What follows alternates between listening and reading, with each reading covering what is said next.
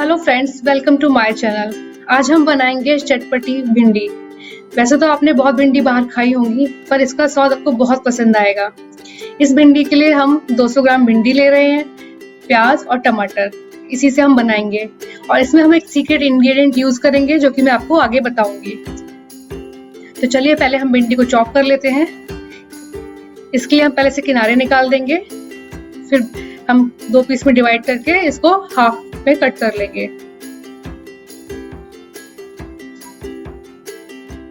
देखिए सब भिंडी कट हो गई है। अब हम टमाटर और प्याज का पेस्ट बनाएंगे। इसके लिए मैं 2 टमाटर और 1 प्याज लिया है। ये देखिए टमाटर प्याज का पेस्ट बनकर तैयार है।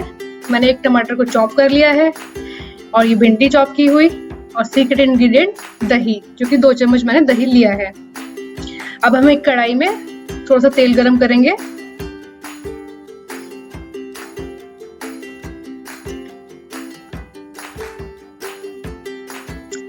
देखिए तेल गरम हो गया है। अब हम इसमें 1 चम्मच जीरा ऐड करेंगे। जब ये जीरा हल्का सा फ्राई हो जाएगा तब हम उसके बाद इसमें हींग ऐड करेंगे।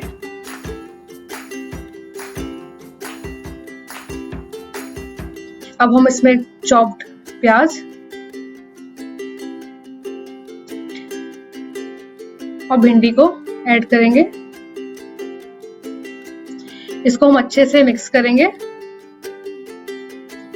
और इससे हम तब तक फ्राई करेंगे जब तक कि प्याज गोल्डन ब्राउन ना हो जाए। फ्रेंड्स, अगर आपको मेरा वीडियो पसंद आए तो प्लीज मेरे चैनल को लाइक और सब्सक्राइब जरूर करें। और कुछ भी आपको पूछना हो तो कमेंट सेक्शन में जाके आप मुझसे पूछ सकते हैं।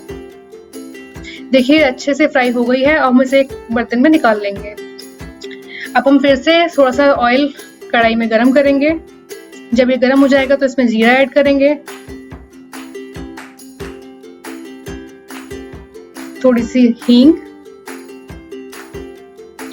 धनिया पाउडर, हल्दी पाउडर, थोड़ी सी लाल मिर्ची, ये आप टेस्ट के अकॉर्डिंग ले सकते हैं, हाफ स्पून नमक। ये सभी चीजें मैंने 1-1 स्पून ली थी, नमक अपने टेस्ट के अकॉर्डिंग। और ये ginger garlic paste. Ginger garlic paste आपको नहीं ऐड करना तो आप उसे अवॉइड कर सकते हैं। अब हम मसालों को अच्छी तरीके से मिक्स करेंगे। देखिए मिक्स हो गए हैं। अब हम इसमें ये टमाटर प्याज का पेस्ट डालेंगे। अब हम इसको अच्छे से मिक्स करेंगे और तब तक इसे चलाते रहेंगे जब तक कि इसमें से ऑयल ना छोड़ दे। ये देखिए अब ये तैयार है। अब हम इसमें अपना सीक्रेट इंग्रेडिएंट दही को ऐड करेंगे।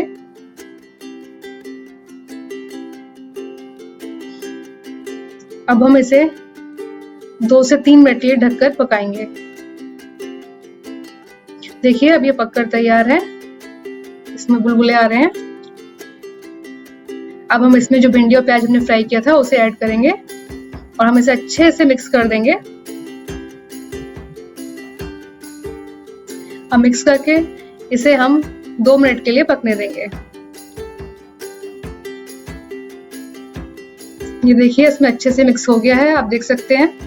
अब ये बनकर तैयार है। फ्रेंड्स प्लीज इसे एक बार जरूर ट्राई करें, ये आपको बहुत पसंद आएगी। इसे आप गर्मा गर्म पराठे के साथ सर्व करें और खुद भी इसका मजा लें।